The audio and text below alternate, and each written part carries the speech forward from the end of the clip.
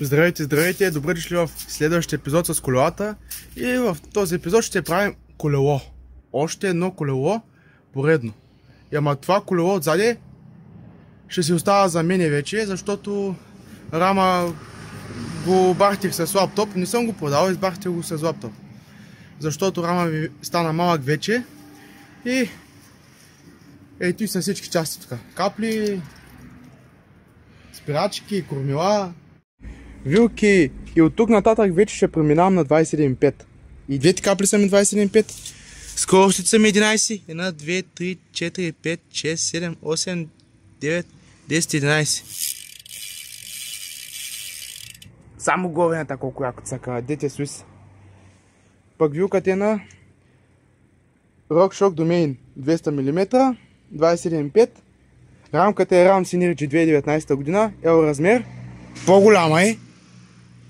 Има някои забележки, ама тънки забележки. Моето не ме интересува. Важното е, че няма цепки, шок няма, ама ще му сложа. Ето този шок ще му сложа, задължително. И тук са всички други части, които ще ги слагам на колелото. Кормило, верига за 12 скорости, SRAM X01, лапа за двукронна вилка, диск 180 отзади. Отпреди имам Shimano Del Rey 11 скорости, Tektro и двете спирачки предна и задна и команда на Shimano Del Rey 11 скорости. Мали, тук е лудница. Една рамка, друга рамка. Сложих този диск от тъс капла на тъс и какво ли не. И шока сложих вече. Абе, идеално е просто. Идеално е. И задната капла сложих с уста. Няма луфт. Само е на тъс тук много леко. Луфт се усеща, ама трябва да я сменя някой ден. Кога не знам. Ще видим кога. И знаете ли кое е тъпто? Тъпто е, че за днеска няма да ми стигнат курбели и седалка. Той ще ми липсва. Той ми липсва.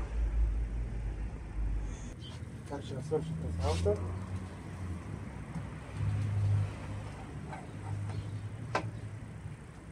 Знаем как ще свърши тази работа? Ей!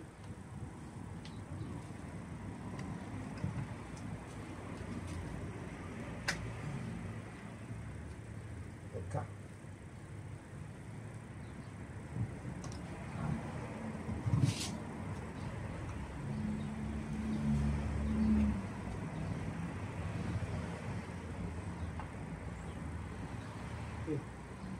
Хубаво. Да? Смети.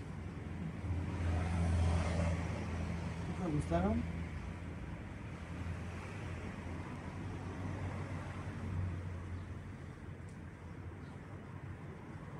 Добре.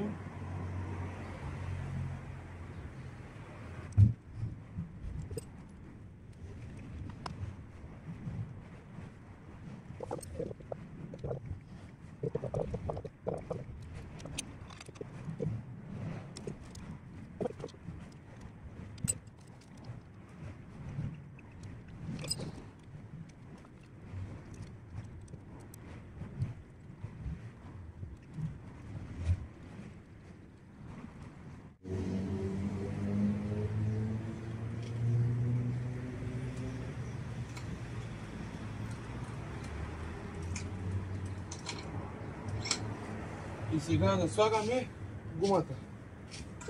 Екена за прикръчно колело накрая.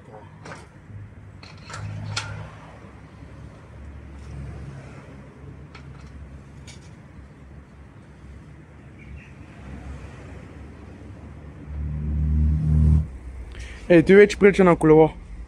Още малко е готово. И тези части, тук каплите, и тъс рамка, и тъс вилка, даже имам и още една рамка.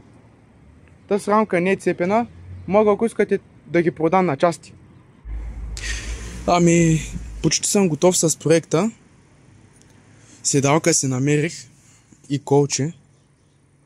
Остана ми само да напомпя гумата, задната гума. И курбели и грипове също. И сега след малко ще поръчам курбели, пък утре ще отивам, ще купувам грипове. И да регулирам скоростите. Той остана. Пък по-нататък се чудя дали да купувам водач. Не знам. Той се чудя все още. Ако има по-ефтини, може да взема. Иначе колелото се получи много добре. Вижте го за сега. И да ви кажа, тези гума съм ме въртял около рамката и отдолу също. За да, когато оправям някъде колелото, примерно, но не само, да ни са дращи. После ще сложа тук отдолу, то тук отдолу вече е отдрано и тук отгоре. Ма то само отдолу е достатъчно да сложа. Чудеса, може и да сложа отдолу и отгоре. Ще видя. Иначе е красиво колелото. Вижте. Комбинация от цветове. Червено-синьо, турско-синьо, жълто, бяло. То е прекрасно. Даже рамката е като за мене. Голяма е. Ел размер. 2019. То исках аз. За тези пари то исках. Даже човека ми даде ухо. Средно движение. Вече ще имам 27,5 колело, а не 26. Напреднахме малко с този колело. Даже доста напреднахме. Купих си нови грипове. Сложих тук командата, всичко. Укабелил съм цялото колело. Допреди малко купих броня. И живо си имам. Поръчах си курбели. И чакам утре или в други ден да дойдат, че тогава да продължим с проекта. Последната част от този проект. Най-накрая колелото е готово. Скорости сложих, курбели сложих, 32 зъба, 11 скорости сложих.